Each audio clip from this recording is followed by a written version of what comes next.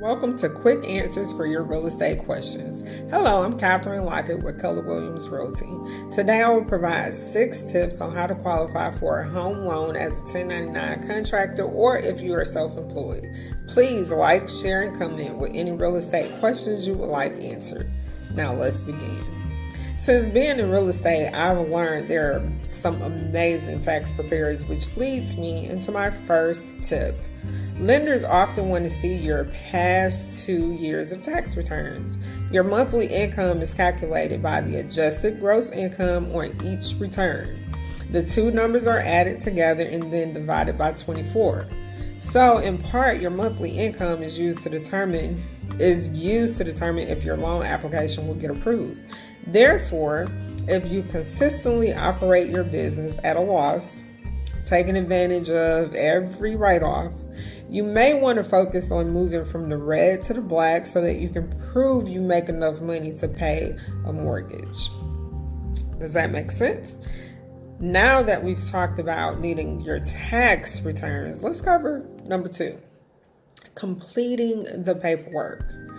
So, the lenders will need to get your tax returns directly from the IRS. So you'll need to complete a form 4506T, which gives the lender permission to request your tax records from the IRS. Okay, let's explore number 3, debt to income ratio. By now you probably know that your mortgage qualification will be based on your income and your credit worthiness.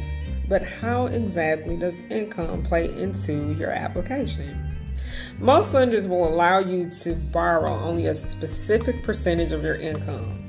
This is called a debt to income ratio.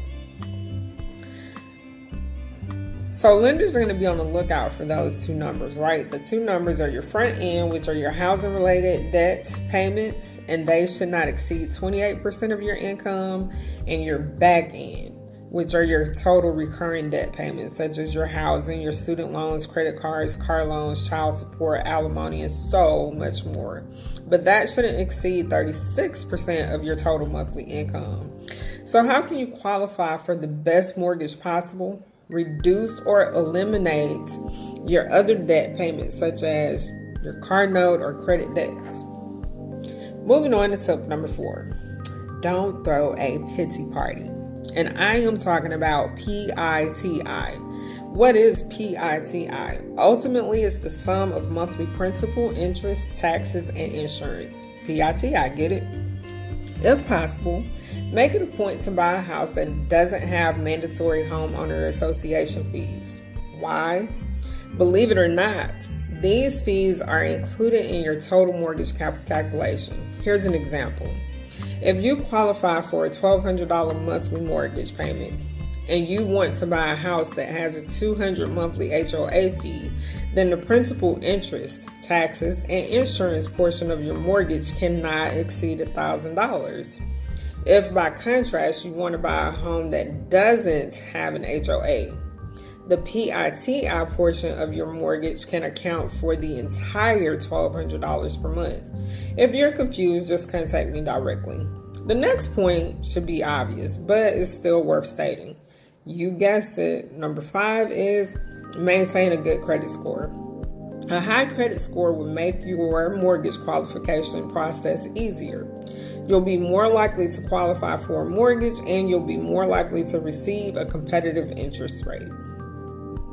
Keep your credit score high by paying all of your bills on time, keeping your credit to debt ratio low, and not opening too many new credit accounts, especially in the last 12 months before you apply for a mortgage. And our final tip is don't take too many deductions. Okay? If you know you'll be applying for a mortgage in the next 2 years, or if you even think that you'll apply for a mortgage in the next 2 years, reduce the number of tax reductions you claim. If you state that your business grosses $80,000 in revenue but has expenses of $75,000, you'll have a rough time qualifying for a mortgage.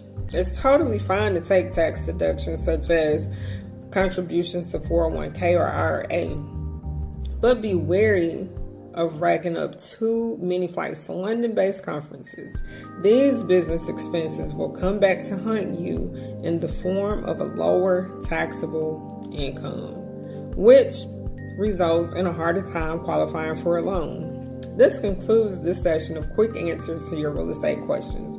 Please contact me if you have any real estate questions or needs. Thank you.